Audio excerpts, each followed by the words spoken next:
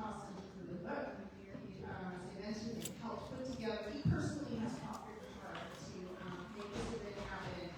And he's a celebrated author in his own right. He recently published the novel Castaway with House Press. We have that on the library if you'd like to take a look at it. And previous novel is Let the Wild Grasses Grow. He also writes essays and nonfiction as well. I'll let him tell you about that himself. Please.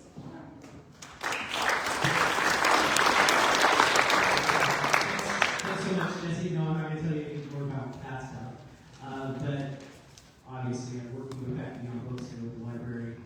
It's so important to us in Humanities. Outside of what Jesse said, it's my job to curate and put together the Utah Humanities Book Festival.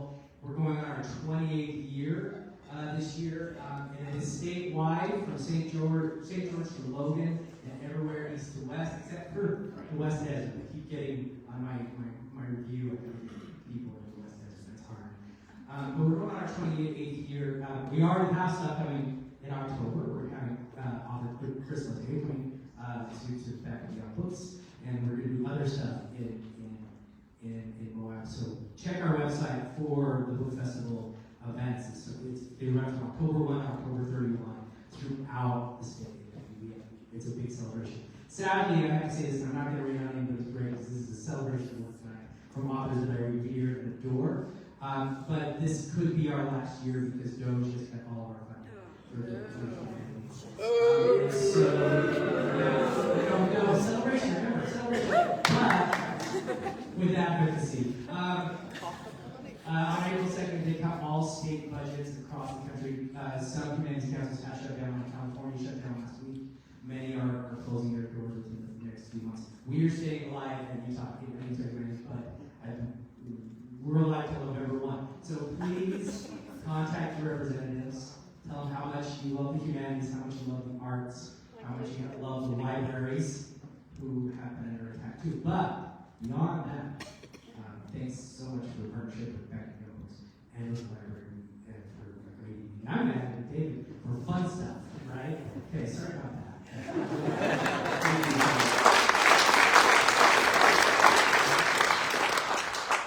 It feels really great to be up here with this crew. I have a lot that I could say about a few of them, but I'm going to keep it here. Yes, I'm David Evan. I'm with Back Beyond Books. I'm happy to say we have some other staff here with us tonight as well. So, on behalf of our staff and obviously the library, Utah Humanities, welcome officially to what we are calling Writing in the Desert, Exposure and Vulnerability in Times of Change.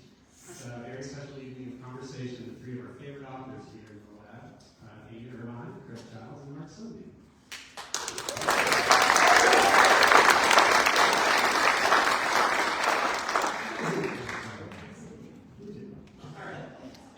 So whether as itinerant residents, chroniclers of the mysteries of space and time, or explorers of the landscapes, internal and external, all three have strong connection to and history with our community here in Moab, in particular in the Colorado Plateau at large.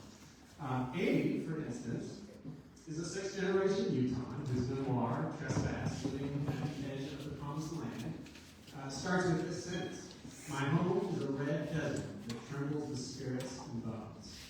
And that book, for those of you who don't know this, you might, received the Irvine Book Award, the Alamo Little White Desert Writers Award, and the Colorado. She's also, sorry, she's shaking a little bit. So nervous to be among such royalty.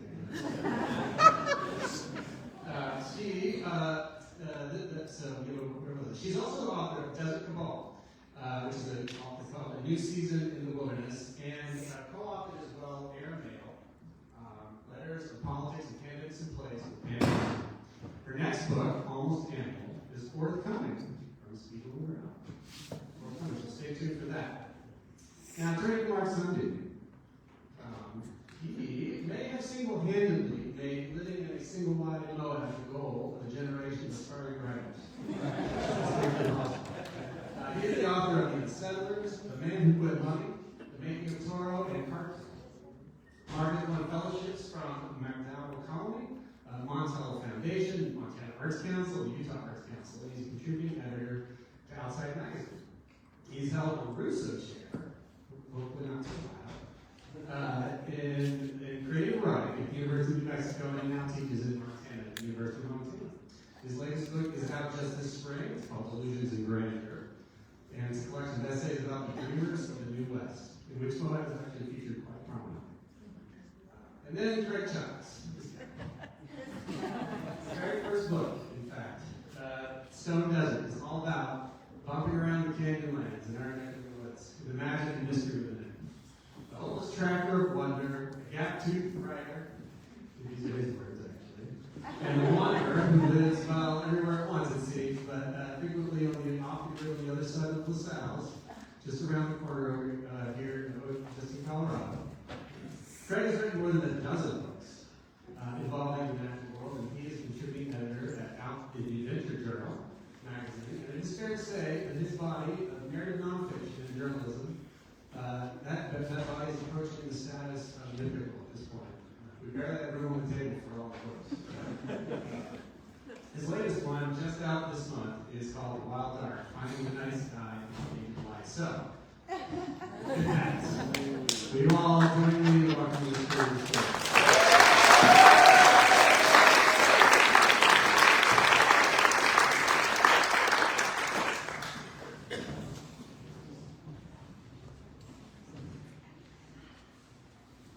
So I think they just invited me to talk with my two friends because I needed to get out of the house. I've been kind of in lockdown through all the lockdown and continuing on with all the COVID, and now deep in a rewriting of a book that's overdue.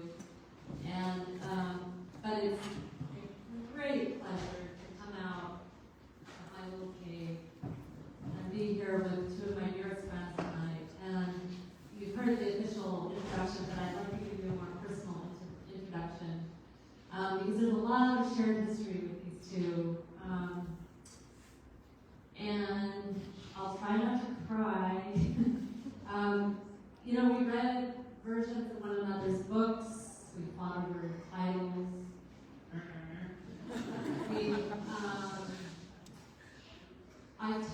I would say we've taught one another more than any other writer in various programs and workshops. Some of them here in Moab, some of them in New Hampshire, where we taught in the low residency MFA program, and we were the three rivers from the West. Rocks and feathers and rivers, and not just, the walk of shame after a hookup in Brooklyn the night before. That was really factually written. And it was actually quite awkward, but we made up for it roaming the halls at night at this grand old haunted hotel, and it was after Christmas and winter residency, and they had these larger than life, like taller than life, nutcrackers that they decorated this old grand hotel with, and we actually would move them around and put them in people's beds and outside their doors. So we kind of grew up together, and it was weird because much of our time together was spent in New Hampshire mentoring students in nonfiction and trying to get them to care, well, sometimes fiction, and trying to get them to care about something other than unicorns and gnomes, which really did happen. But at the same time, it's funny because we all found our way in this particular desert. We all are middle-aged now, but we came of age here. We all came to this place, which wasn't far from me because I came from, but we came with the ideas of, river running and outward bounding and rock climbing in my case. And I think all three of us discovered very quickly that wasn't enough for us. And we very much cared about the land, we cared about the people who were here before, and I'm still here on the margins. And we very much cared about the larger questions about why it is that people come to the desert and what they project onto the desert. And we led these lives of trying to answer these questions ever since. And that brings us to two wonderful books tonight that wrestle with these questions, I think, in a new way at a time when we need those questions asked and answered more than ever. But the other adventure we've all been on sort of in a parallel way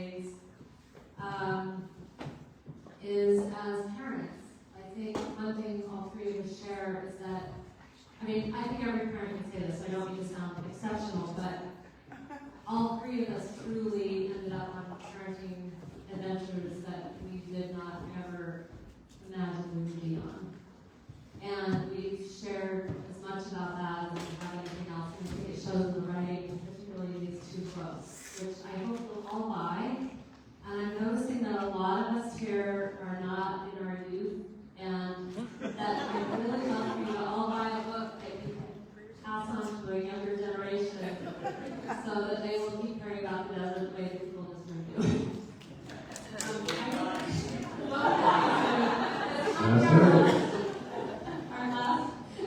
Our last live event is very different than the first event that Craig and I did here way back when, for the first Edward Abbey celebration. We were the featured readers with Doug Peacock, and we were serving an office. Doug Peacock was going to be here, and we got up and read our writings and found, as we usually do, that we were going to do the same thing, which was read about our fathers, which was kind of unusual. And then Doug caught up, he read about 3 lines and said, "Oh, fuck you all, and walked off the stage." So it was, Craig and I pulled up tonight, and we're remembering that first time here and how much things have changed since then. And so there's a lot to talk about tonight in that way, but it also brings me to the next thing I want to say about these two guys that means as much to me as any of what we've been on, and that was the fact that these two white guys were the guys who firmly had my back in Desert Falls published, and there was a lot of backlash. And I really love you both for that, as much as all the other reasons I love you. So with that, I think Mark's going to read first, and then Craig, and then we're going to have some conversation.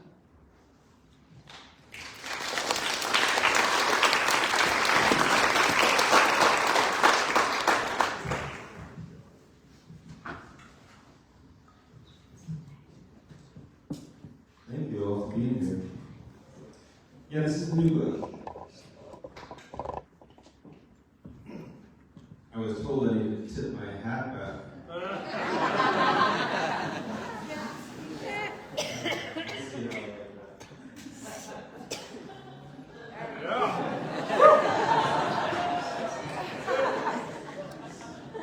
In 1993, while squandering a perfectly good college degree, I washed up on the shores of the Colorado River in the sweltering hamlet of Moab, Utah, and found work as a river guide and dishwasher.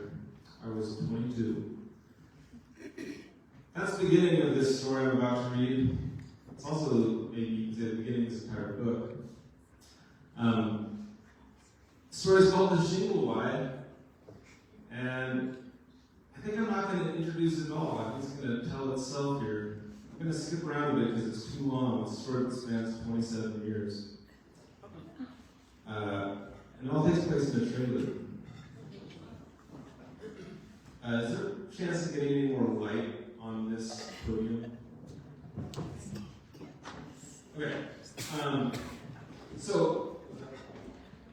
I'm good. I swiftly, upon arriving here in 1993, I met a woman who was 10 years older than me, who I found very alluring, and her name was Wendy. And here's how I describe her. With the given name of Frances Wendell, she had a pedigree particular to the American West, unlike anyone I'd met in the suburbs of LA.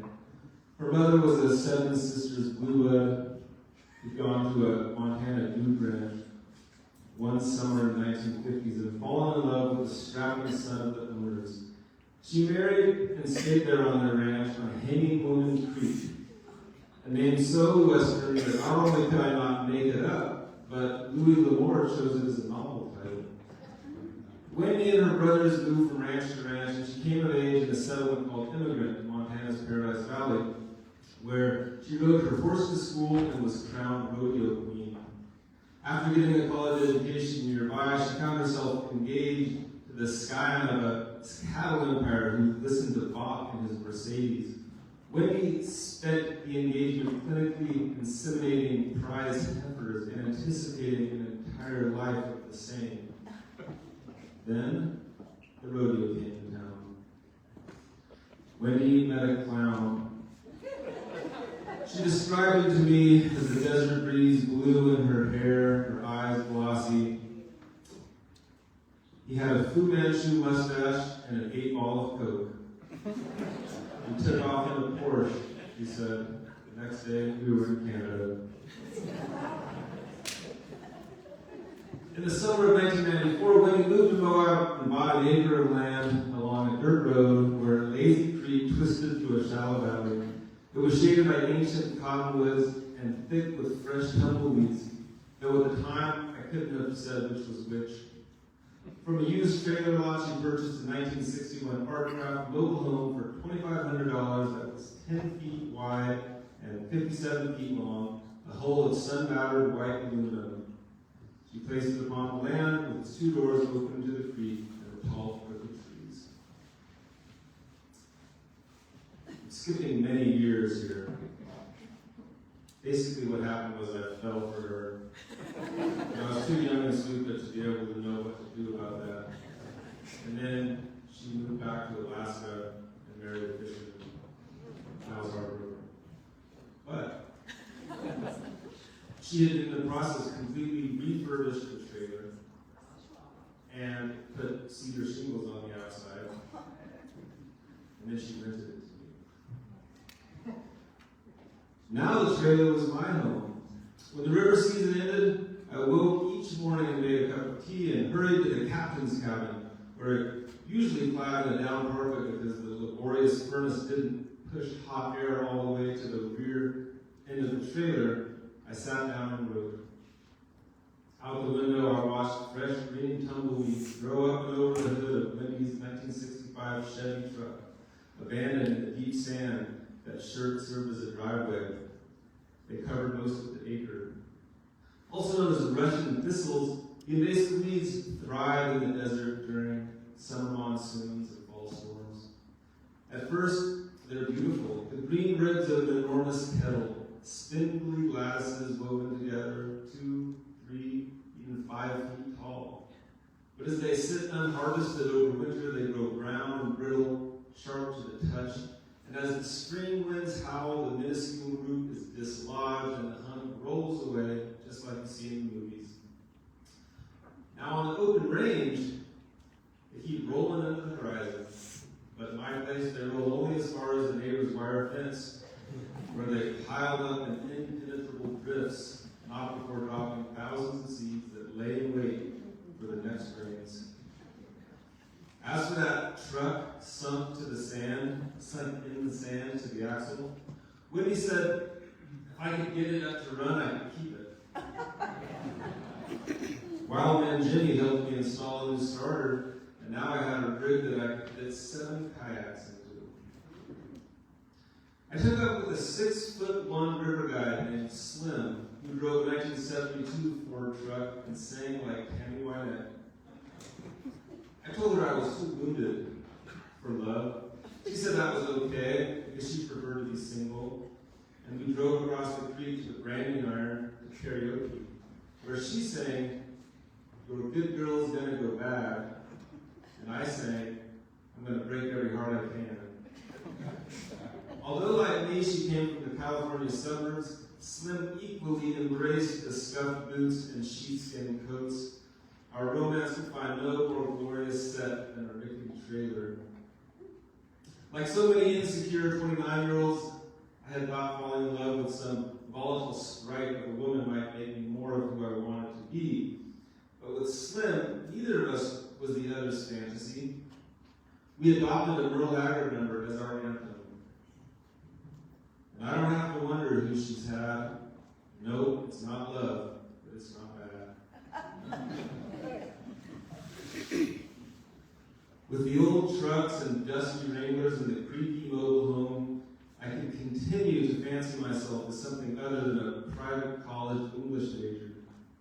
But now I fine-tuned my image to that of a windblown loner without roots, a tumbleweed, the type of guy in a Sam Shepard movie where outcasts loved and fought in low-rent motels at Desert's Edge.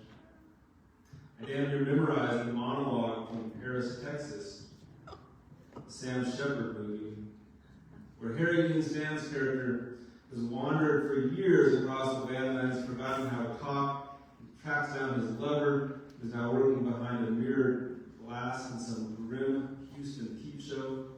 Having relearned to speak, he tells her a story. I knew these people, these two people, they were in love with each other. He can see her, but she can't see him. And it's been so many years that she didn't know his voice. So after a few minutes of hard-boiled marathon verse in which he recounts their torrid flame, Stanton drips a telling detail. He'd yell at her and break things in the trailer. In the trailer, she says, a note of recognition. Yes, they lived in a trailer home.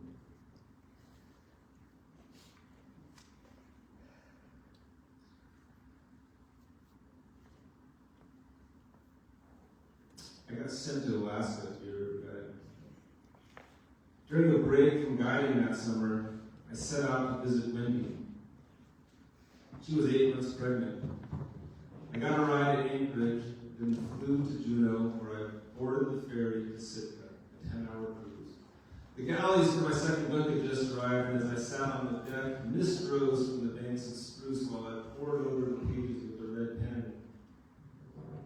Over the years, Wendy and I had spoken regularly on the phone, usually had to do with some property issue, where to place the ready-made shed, how to winterize the pipes, or who would sublet when I was in Mexico. Every month, I slid my check for $300, minus repairs, into an envelope and mailed it to Sitka.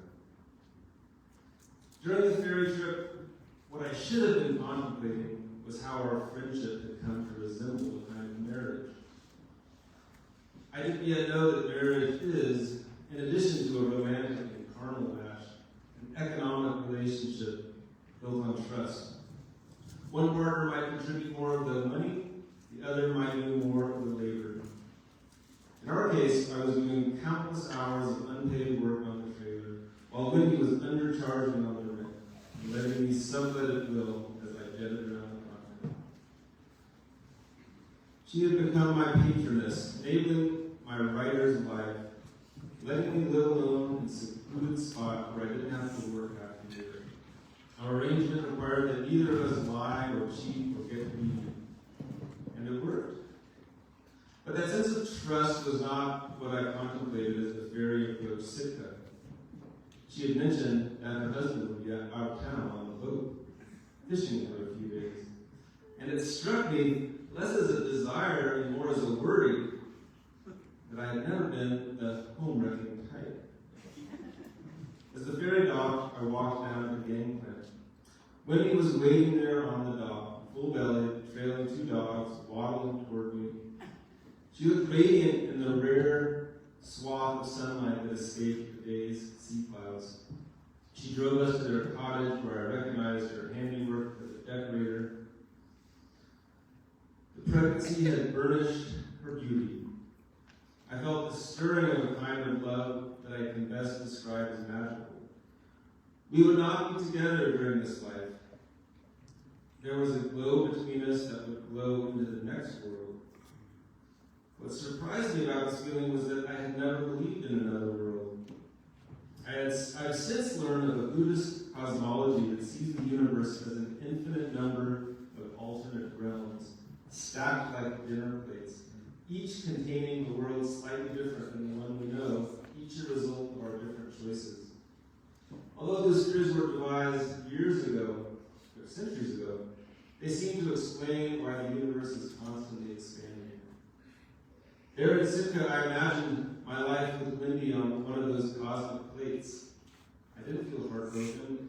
I was happy she was married and living in an Alaskan fishing village, about to have a baby girl. I was happy, too, that in some other corner of the galaxy, she and I were passionately betrothed in our trailer. Trailer? Yes, they lived in a trailer home. Early in 2003, Wendy sold me the land and trailer. I always thought, home ownership as an activity for husbands and wives with children. But I'd come this far alone, and who knew what came next? I was a bachelor in a town of 5,000 people, with just a handful of single women, many of whom I had already burned a bridge with. The trailer's surviving trees were slim reeds, and I would be 50 by the time they cast me shade. The slim trees are the ones I planted. The trailer was shaded by cottonwoods, accessed by a single dirt road that required fording the creek, since there was no bridge. The bottom end was a patch of old Moab, bypassed by new Moab. In the decade I've been there, mom and pop hotels and diners and Pressfield miners were replaced by bistros and subdivisions and a corridor of soulless chain hotels. On either side of me, new homes and condos rose out of the sagebrush. But down here were only a dozen homes, most of them dilapidated, double-wides, flanked by junk cars, sheds, and motorhomes with extension cords snaking into the windows. I turned 30 at the bottom of the Grand Canyon, and when I came home, the tumbleweeds around the trailer were thick and tall enough to swallow a man. Like my romantic fantasies, they were pretty at first and quick to multiply. And while they thrived, nothing permanent could take root. I set out to clear the weeds. I planted some trees. And then I moved away. My absence meant a low survival rate for the plants. I mourned each brittle twig choked by goatheads. In a devastating blow, my flowering plum tree with purple leaves just outside the window, just beginning to cast shade on the shingles, died after a cold snap. My land seemed to reject efforts to settle it. Perhaps it sensed that my heart was elsewhere. But when I visited the next spring in 2006, a small miracle had unfurled. The plum trees sent up a robust and mysterious new trunk with green leaves instead of red. I learned that the ornamental species had originally been grafted onto a sturdier rootstock at the nursery. A new tree, not the one I thought I planted, was reborn. I married a Montana girl. Not Wendy, of course, but one who'd grown up in a barn and been homeschooled in the woods, and who, every time she walked outside, seemed to pick up an arrowhead or an owl feather or a tiny toad. When my 15-year-old dog lay down to die, Cedar suggested that I would not take her to the vet. Instead, she arranged a bed of blankets and pillows on the living room floor where we sat for Sadie's last hours, burning candles and singing prayers. I was washing dishes when she called to me, "Come now, what's happening?" We kneeled and lay our hands on her coat as she drifted away.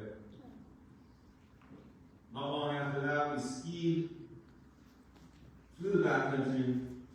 I bent on one knee and proposed. In retrospect, I should have taken off the skis first, and carried off with the Uber. And unlike in the movie, Cedar said she needed to think about it.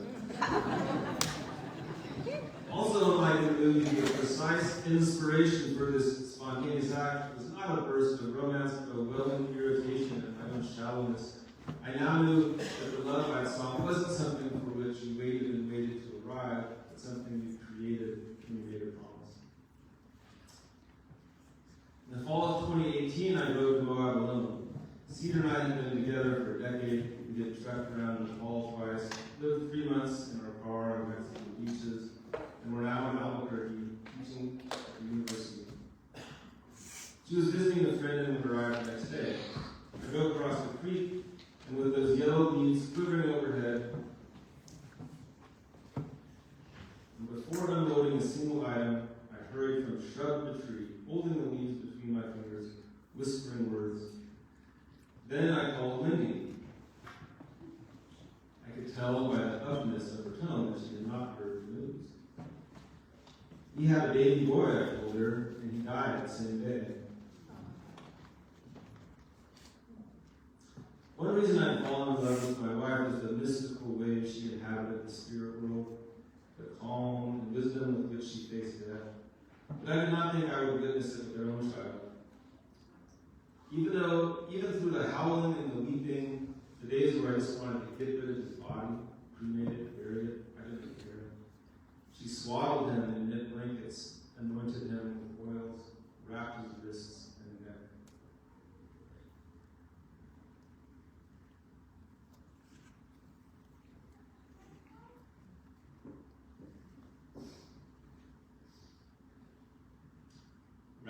wrists and neck with holy beads. I had also learned a lot about my friends when my son died. Some disappeared, some pointed fingers, others jumped on planes to grieve with me. And that was what I wanted. Not etiquette or space or outrage, but someone who could join me in the only place I could have it, sorrow. Wendy broke down and sobbed.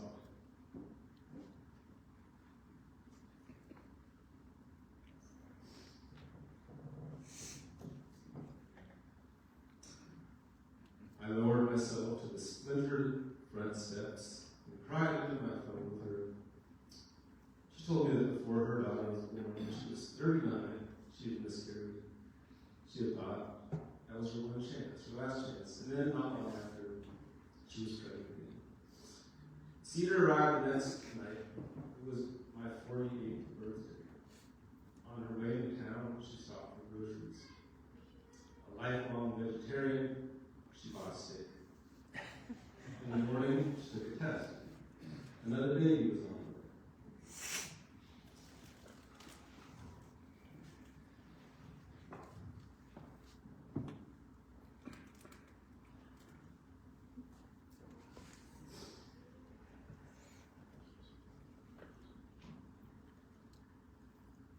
Out there, on one of those cosmic planes, Silver's birth differently. The court would not get finished. His heart could not stop.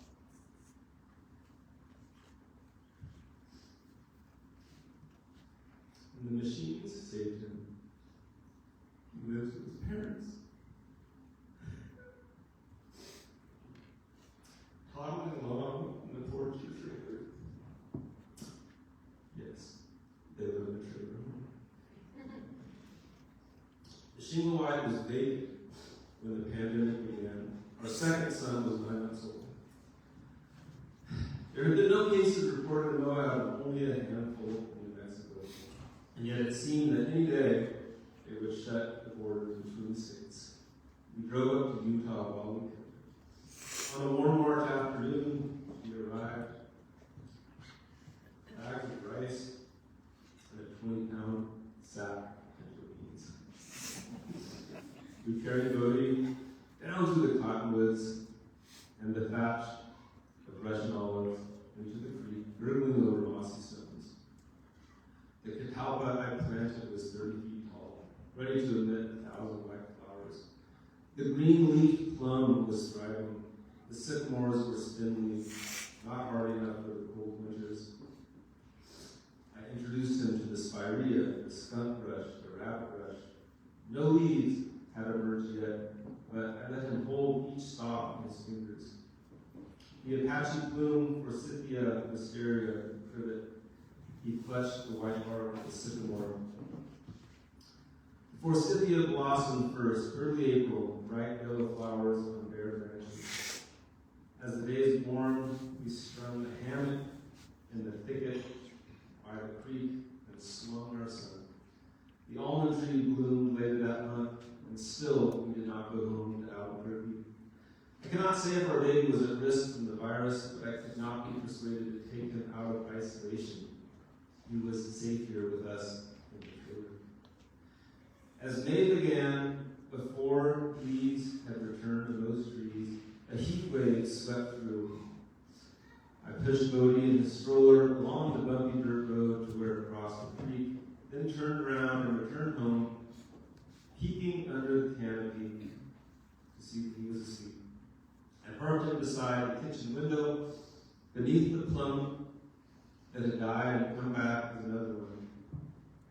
I eased onto the cracked wooden steps and watched my son's chest rise and fall. His toes twitched as he lay sheltered in the spreading shade. Thank you all so much for listening.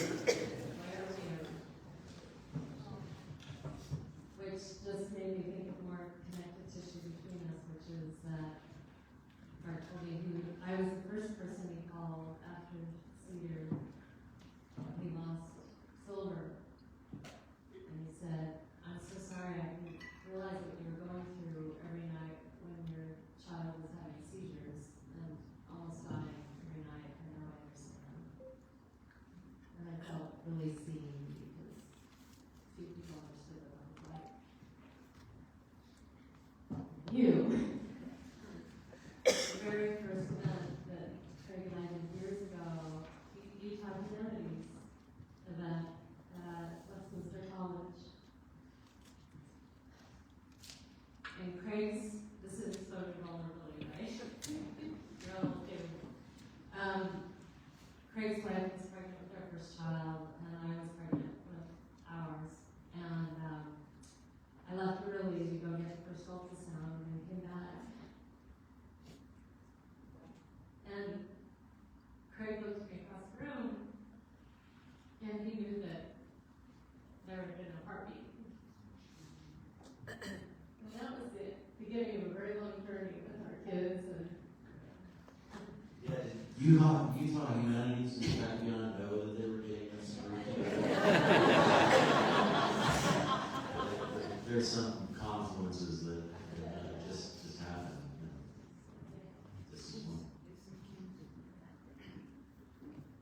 yeah, they really endured. And they show up in writing, and they show up in these two new books, which is where I'm going with this. But we're going to look, Mark, a moment to catch his breath. You're good? You've been on Labyrinth Canyon for the last several days. Yeah, I just got out of the river. This is a lot of people. There's the canoeists. Let's talk, you guys. Why don't you come? Craig and I just came out of Grand Canyon 2 weeks ago. A group of ours, which is also pretty magical. So, it's welcome. We're all ready to do this. Let's sort of meander towards your reading.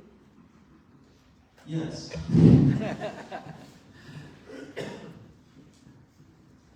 How did we end up with this theme of exposure and vulnerability? Well, Tell us about how that shows up in these books. I mean, we just got in a place with that the whole arc of the book. I think just, to a degree, it's just the nature of where we are, physically, geographically. We're in a very exposed landscape. This is not a landscape with deep soil that's collecting in the duff of deciduous forests. This is a place that the wind and water sweep clean, and you see the root of everything. You see the bones of everything. You can't come out of this place without being exposed. And I mean, to your point earlier, that we all, whatever coming of age means, that we all kind of, the three of us, came up in this landscape, the Colorado Plateau, and the dry West, where you are kind of laid bare. And why not write the way that you live?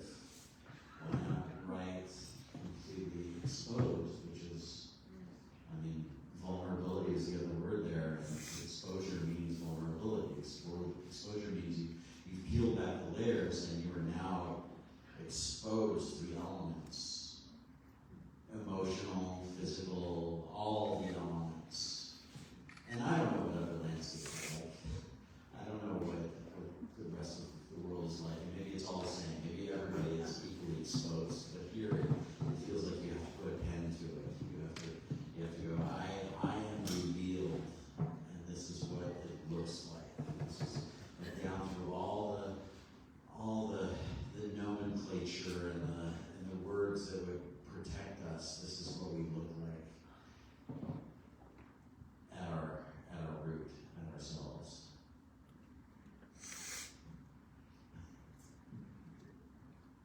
So I wrote that essay during the pandemic, living in a trailer, sleeping on the floor.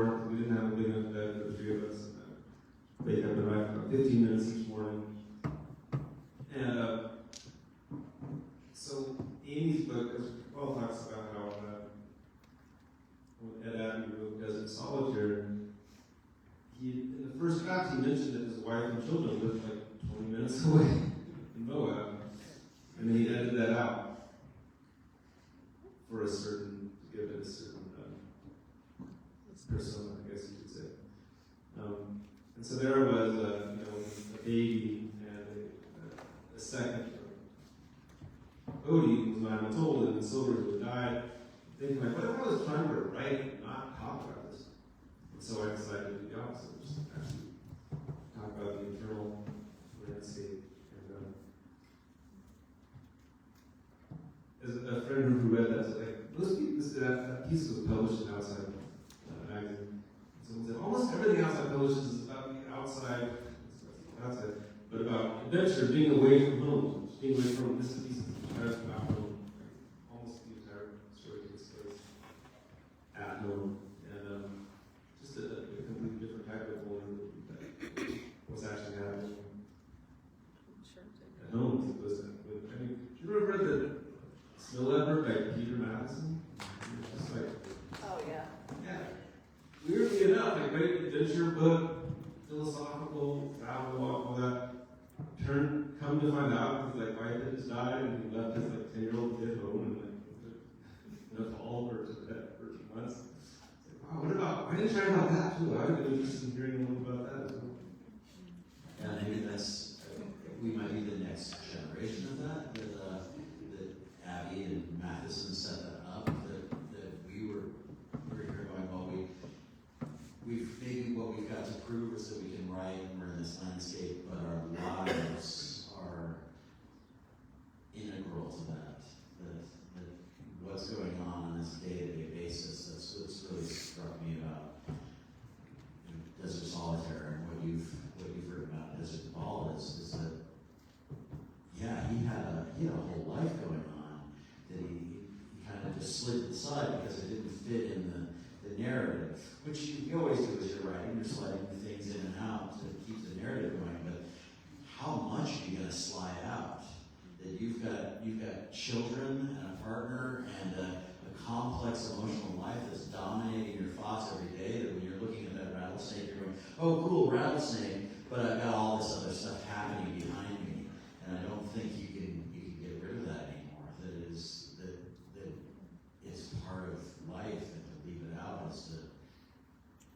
is to leave out a major part of the story. And what we're here for is the story.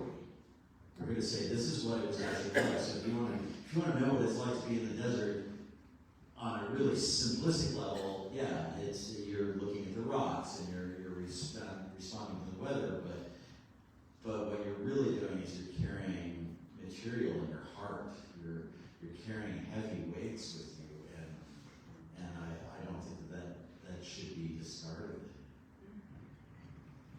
Yeah, I would say that some of one of the inspirations for writing, responding to Desert Solitaire in the form of Desert Ball was my biggest adventures in the desert were not climbing towers or descending into gnarly canyons and floating my dogs across on my river rafts. It was sneaking into camp where my child, who was in grade school and having 30 seizures a night, was camped with her class in Dark Canyon, and sneaking in behind, handing them their medication, and then putting down my bag behind the tent. The kids never knowing that I was back there listening all night for the next seizure, and that then I could alert. We could call the sat phone if I couldn't interrupt the seizure with the major interruption drug. And those things are not separate from me. I can't separate any of it out. And so I think about the next generation and where that's gone, and I don't think any of those people are here because it's such a different culture, but now you have people whose personal lives are so integral, they're being, broadcast on Instagram, or they're influencers, and they're, I'm remembering back beyond hosted a reading and signing for, what's the name of the book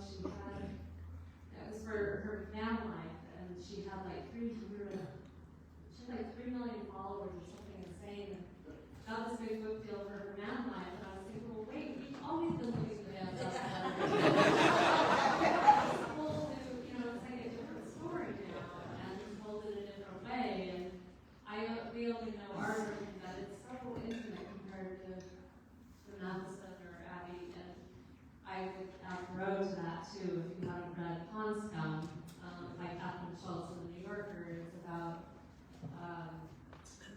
Thoreau being waited on his foot by his mom and his sister while he was laundry bringing lunch. So I was doing the laundry, making lunch, and taking her to dinner.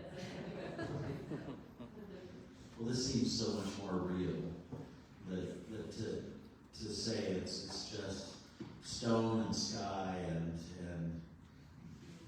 this visual, tactile experience, and not to say it's part of us and everything that we're going through. That was one thing I disagreed with Thoreau on quite a bit. Was he said to go into the wilderness you need to settle all your affairs, and you need to send all your mail out, get everything handled, and then you can go out. And when I read that, I thought, no, we're taking everything with us. We're carrying who we are out there into the desert or into wherever you go, because to leave it behind is to not tell the whole story.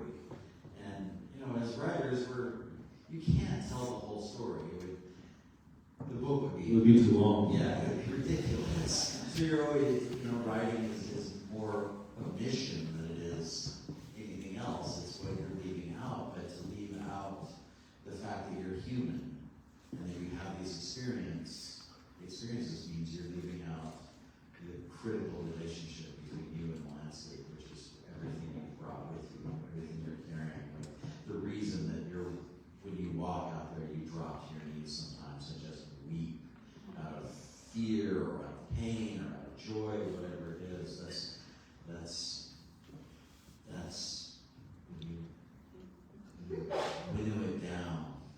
That's what we are, and it should be revealed. Why I'm now writing about a third and fourth marriage, which is really hard to do. But it's hard on the substrate. And researching my Mormon ancestral grandmothers who have quite a story coming out here, I was so struck to find that I had a grandmother who's married to the most notorious Mormon, left him, Brigham Young released her from several marriages, and she kind of hop-skipped herself from one to the other, and she ended up living alone at the end of her life, taking back her maiden name. Unheard of in Victorian times, right? And I was like, okay, maybe this isn't something to be ashamed of. Like, maybe this is like a call for freedom and deciding, actually, I'm going to live in a different way. And it's, again, part of the story, this intimacy we have in the landscape, where it has to be, there's so much there in terms of the people that are connected to past, present, future. And that kind of brings me to another question for you guys. Well, actually, maybe we should have you read first. Yeah, it's up to read them. I'm going to read.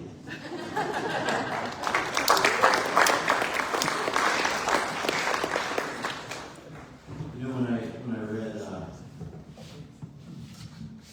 Lucian's in Red here, it was I think it was a manuscript form. And what I was impressed with was how you were revealing yourself in that book, and I am asked by editors or whatever to write memoir, and Amy says, you're always trying to, but you never do. You're always getting close, but you never really put it out there, and that's because I'm hiding behind the experience, behind the science of it, or whatever it is, because I'm looking at this, like in this book, this picture of what have we done to the night sky, and where does the darkness remain, and so I take on these topics that are very concrete, but I can hide behind them. And when I was reading yours, I went, oh, you're not hiding. You're out there for all of us to see, which impressed me. Still does. You both do that. Thank you. And so I'm gonna try to stay superficial.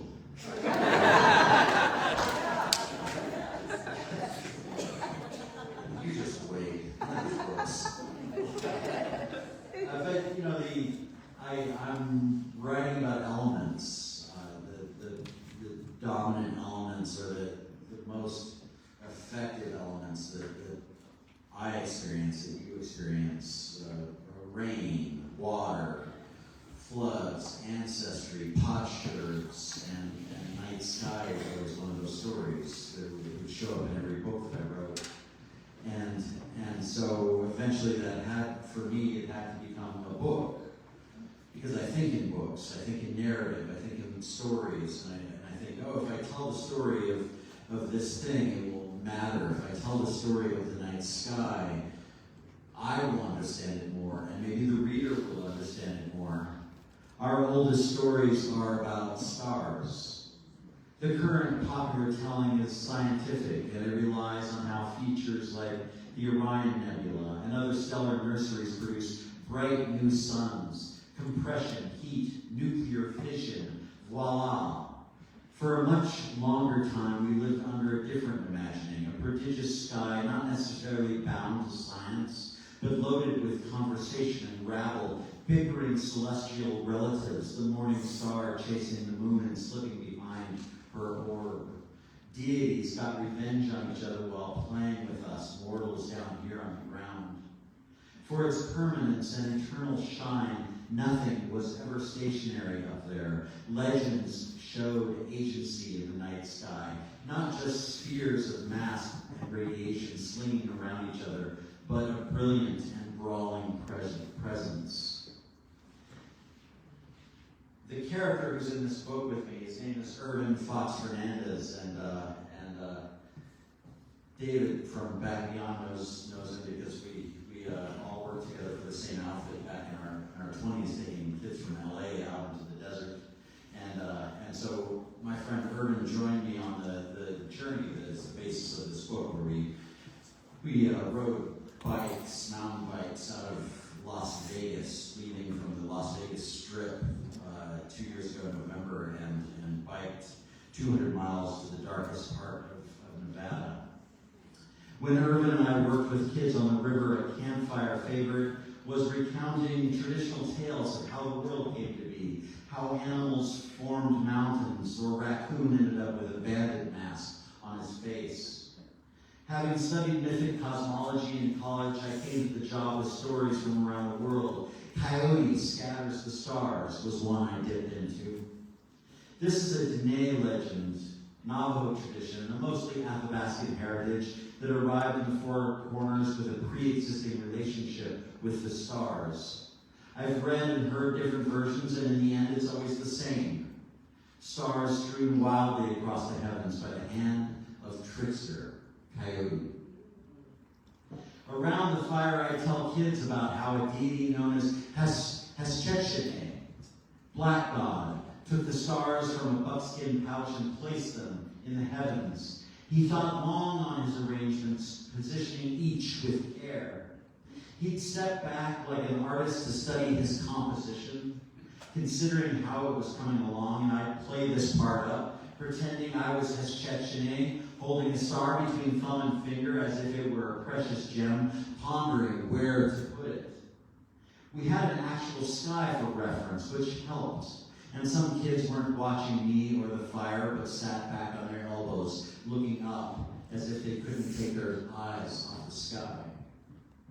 Along comes Coyote, trotting, doing his fancy dance, getting the attention of Heshechene, saying, "Hey, what's in that pouch?"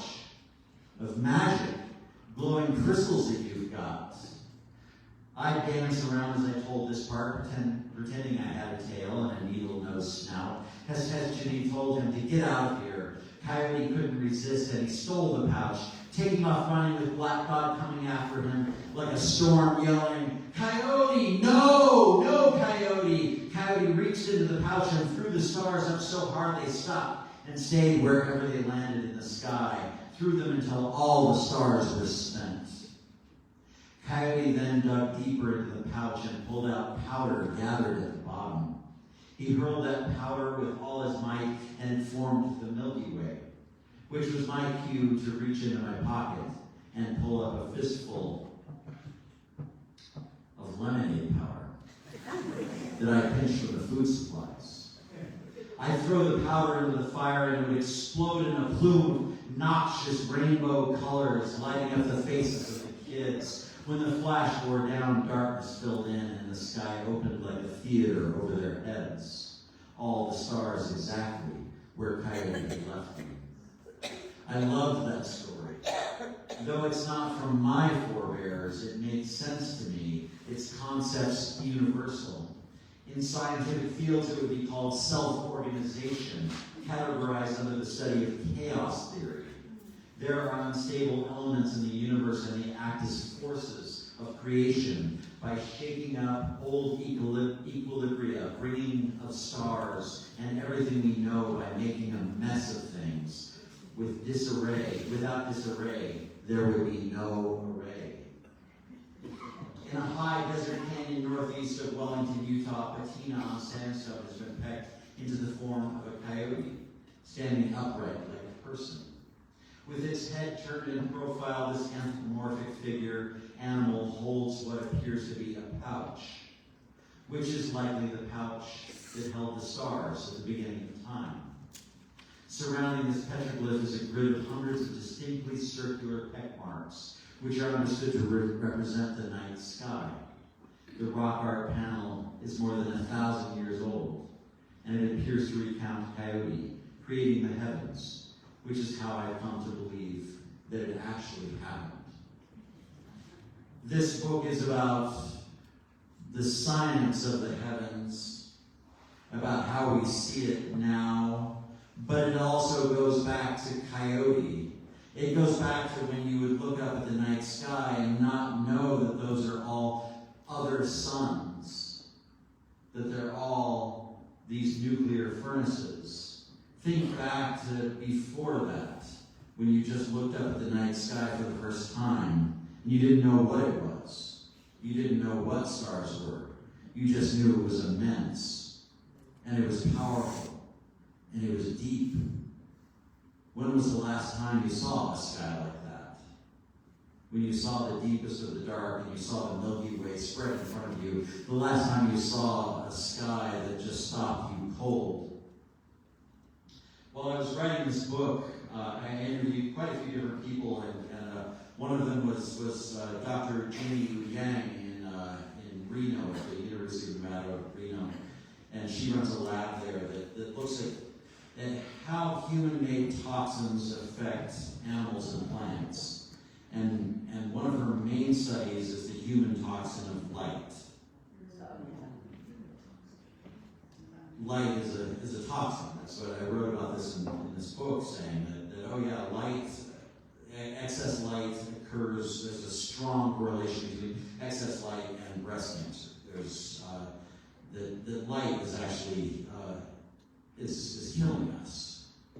That we're designed for a 24-hour rhythm, or designed on a circadian rhythm, a design that's been here since the beginning of time. That when the first life was on Earth, that cellular life couldn't reproduce, couldn't repair itself during the daytime because the sun was a deadly laser shining through a thin atmosphere. So at night, that's when all the biological action happened. And then they hunkered down for the day to survive. And that rhythm has been written into every living thing. That we are bound to this light-dark pattern. And for the first time in Earth's history, many places don't have night anymore. There's more light on the planet than there has ever been. And that has changed everything. And when I was talking to Dr. Yang about this, she was talking about birds and the effect of light on birds, because light actually passes through birds. Their bones are so thin that light passes into their bodies, and they have optical receptors inside their bodies, in their brains. Inside their brains are basically eyes. They are just flying eyes.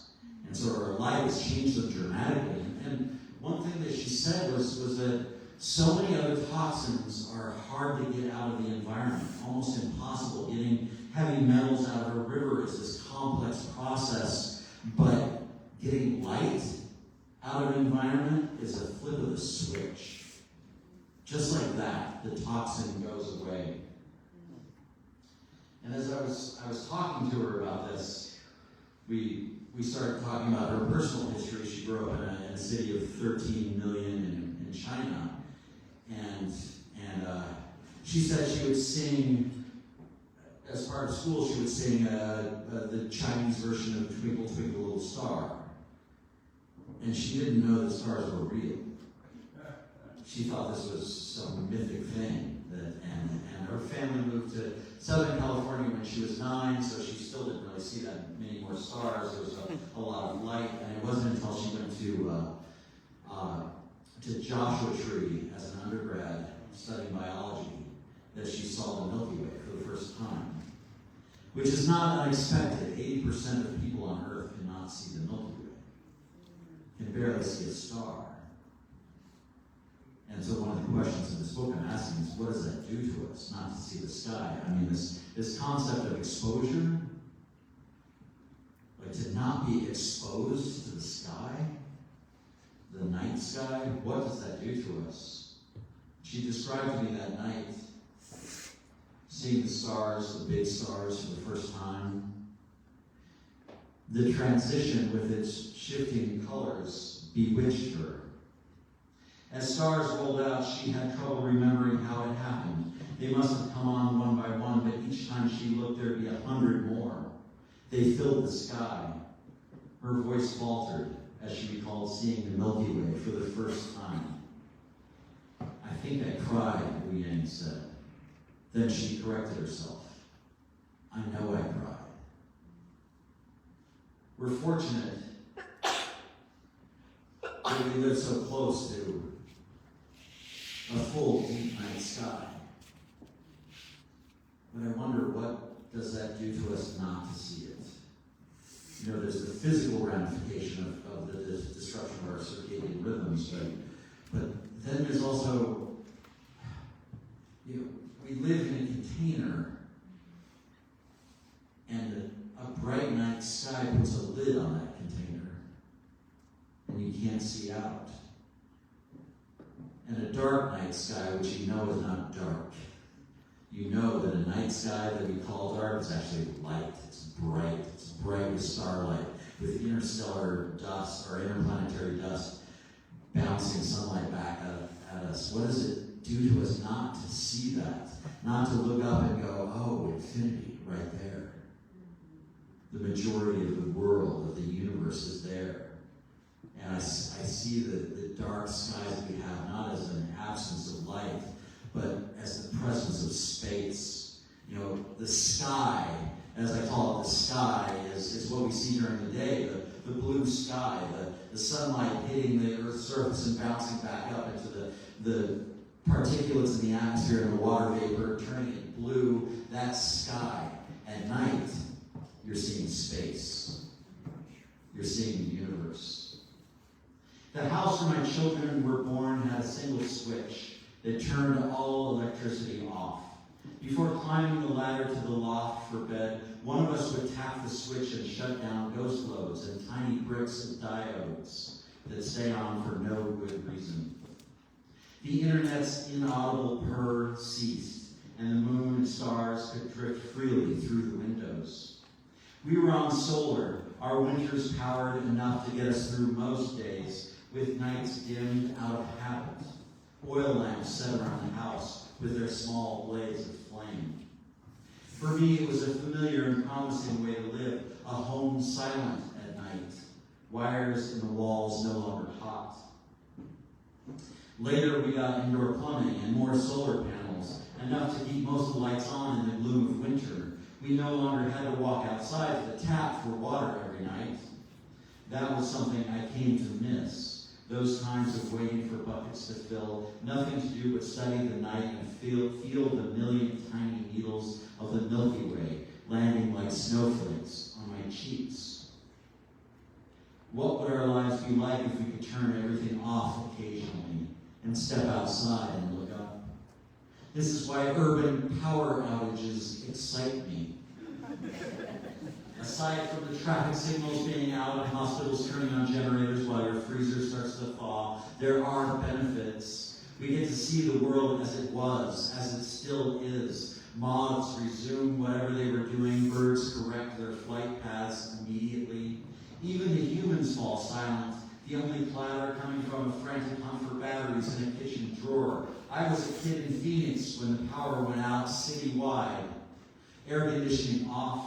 We opened doors and windows and sat on the roof watching star milk spill onto the roofs around us.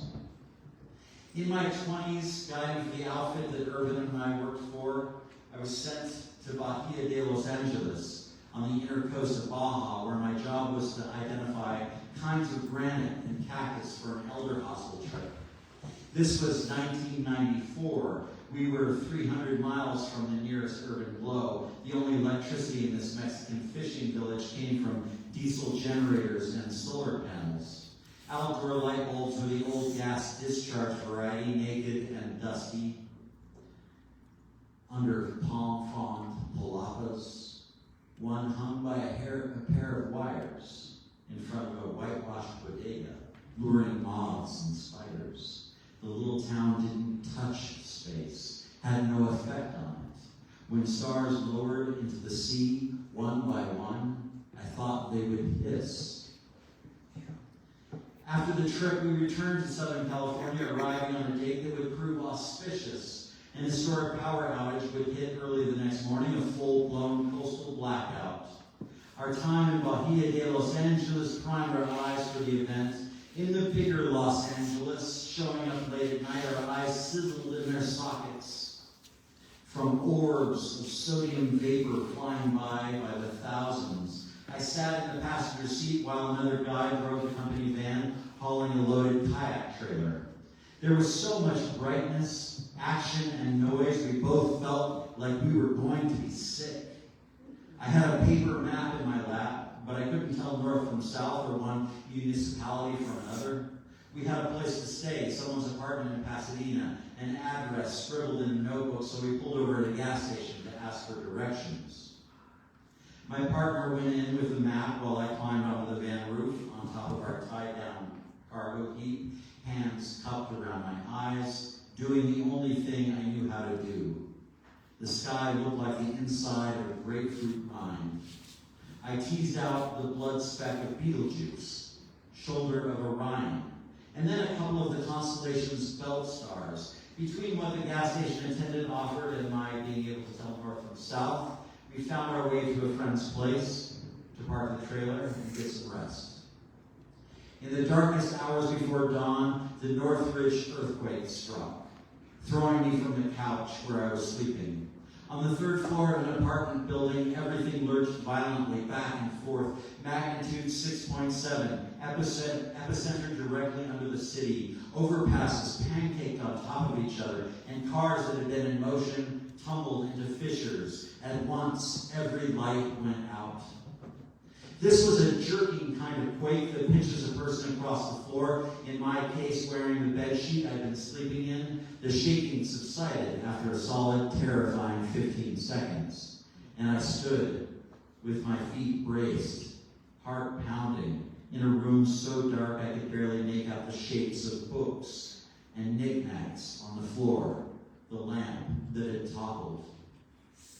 After we found each other and put on clothes, we joined the stream of people heading down the stairwell and out into the street amidst the howling of sirens and voices murmuring, shouting, a flurry of excited conversations, breathless stories already being told about what had just happened.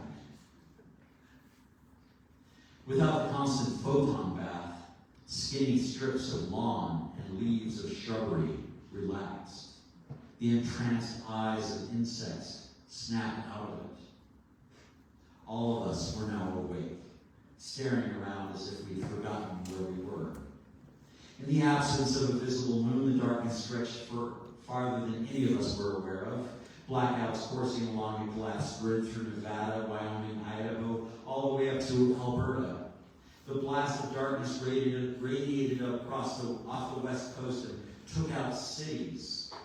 And the continent's night map changed instantly. anyone coming out with a flashlight instantly blind themselves and anyone right around them. Yet our pupils soon widened to take in the unexpected night. With streetlights and checkerboards of windows snuffed out, we could see each other, standing along sidewalks and streets, gathering at corners as if by instinct. And the luminescence around us came from stars and interplanetary dust. The Big Dipper floated straight overhead like a compass. Calls poured into emergency centers and local observatories, claiming that strange lights were in the sky, panic over what was being called a giant silvery cloud. People were seeing the zodiacal lights from interplanetary dust for the first time. I didn't live there or have a stake other than being alive. The walls that had cracked were not mine. Even the van and its trailer and kayaks, if it had vanished into a hole in the parking lot, I could still walk away. I was allowed to look up with impunity. The plug had been pulled, and night returned as bright-eyed and bushy-tailed as ever.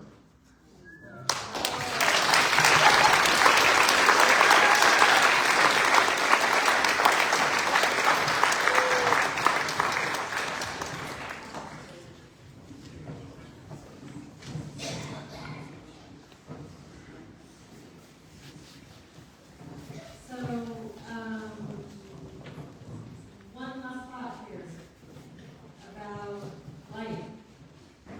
And as things get hotter, especially here in the Southwest, how much more of our lives have we lived in the dark at night? I prefer living my life in the dark. I'm still on solar, and it still goes out in the middle of winter. Not to say solar is a bad thing, but if your system is janky as mine, it will get dark.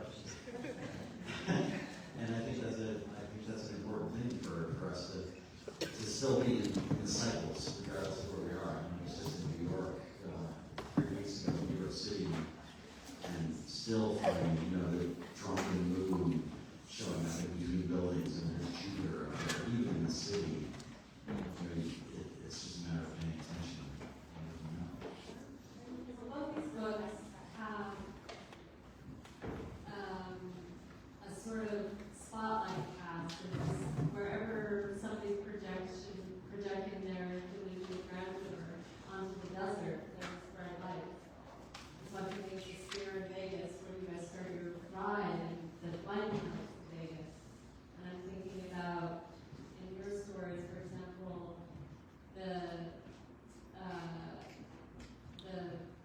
what do they call it when they dress up, the name of it? Anyway, he personifies Elvis, and she personifies Impersonators. So Mark treks out to Wendover, Nevada, and at the casino he hangs out with for like a month, right? This couple that impersonate Elvis and Madonna, and it's a fascinating character sketch on people who have these big dreams and go somewhere to be illuminated and seen in a bigger light than they really are, right? Yeah, it's funny that Craig mentioned that I was so able to put myself on the page. That's the last story of the book, and it takes the other 16 to get there. And through my 20s and 30s, I was so totally inept at expressing my emotions. By the way, I don't want any more toxins coming down into my eyes. I just tip that cap.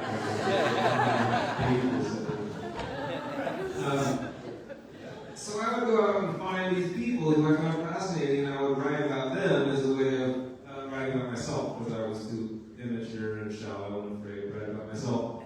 And so one such person was this Elvis impersonator living on the casino and then over.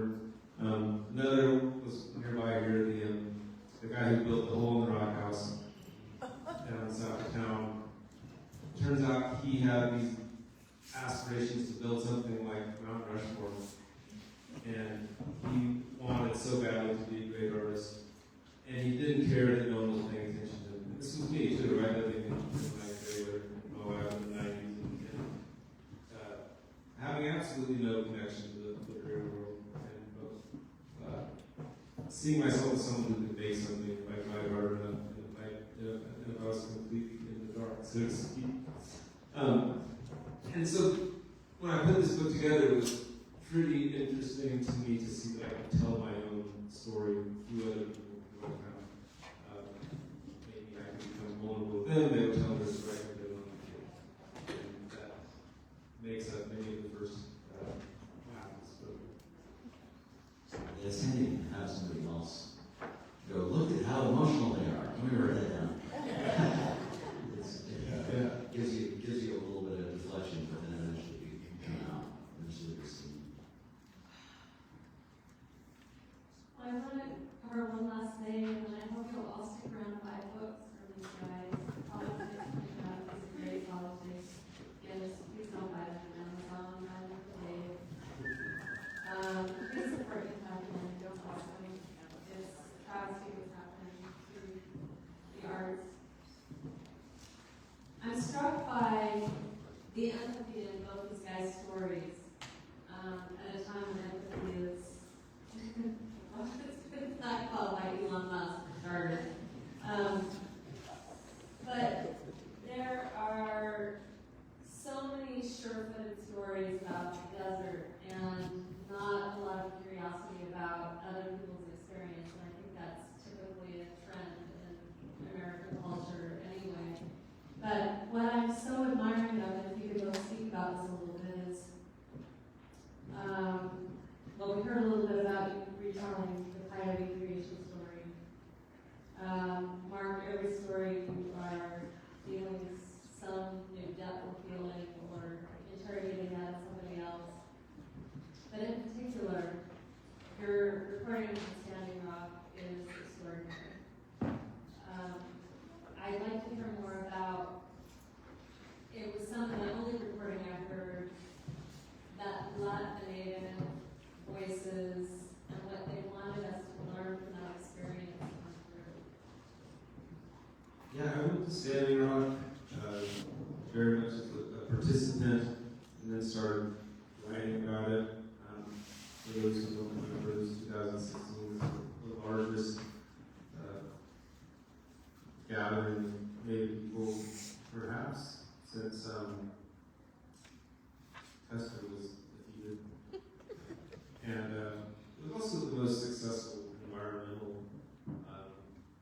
uprising movement, at least a generation. Of course, it was overturned by Trump later on. But it was such a beautiful thing, and as a white person, I went in there pretty uncomfortable that I would be, allowed to participate. But when I saw someone who's been in the environmental movement for a long time, was that the leadership was all Native. It wasn't like they were Pilgrims. And as a result, it was completely different than any environmental action I'd ever been a part of. Partly because it was prayer-led and spirit-led, and of course, blocking the pipeline, the gas pipeline, was an environmental objective, but it was much deeper. It was reclaiming sovereign rights and sovereign lands. So I went in as a complete fool. I didn't know anything, and weird to say, that's what was reflected in my writing. I didn't come in as an expert. I came in as a fly on the wall who sat there and listened to people and heard what they said, which, it's kind of a hard sell to your editor to say, like, I'm reporting on this thing that I know nothing about. But that's kind of all that's been that curiosity. That, like, at that point, I wasn't interested in, like, how can I have a more spiritually engaged political life? And I found someone else who was doing it like I about it. And then Craig's example I want to point out is that in this book he talks about a female friend in college who really wanted the experience of walking down a dark street at night in the city and not feeling afraid. And so Craig and some other guys sort of hid off in the shadows, and she got to stroll along. They were ready to jump in, and nothing happened, but she got to have this experience, and you wrote, she did not want a writer, she only wanted to move freely without fear. Yeah, which is something I'm writing about in this book, is saying that this is seeing the night sky as a birthright to all things on Earth. Being able to move about in the dark, and that was her request, was want to be able to walk down the street and not feel fear. I want to know you guys were out back, and it was kind of interesting to watch her just walk around looking in store windows, or stop under a tree, or just be an animal in motion and not on high alert, because just being in the night sky is a different experience. If you can let go of the fear of something physical happening to you on the ground, if you can drop that and be able to just see freely, that's what she was interested in. Because we live half of our life in dark and half of our life in light, and as I'm exploring darkness, I'm going, oh, there's a lot of fear that comes with darkness, and fear for a good reason. There are bad actors in the world, and darkness is a cover, but then there's this thing you see in the dark, which is the sky, seeing forever, and be able to see forever without being trapped by fear on the ground. That's an experience that everyone should be able to have all the time. I think, because it's half of our universe. It's not just half; it's the whole of our universe that we see at night, and it's half of our experience to be able to look up and go, wow, yeah, the stars.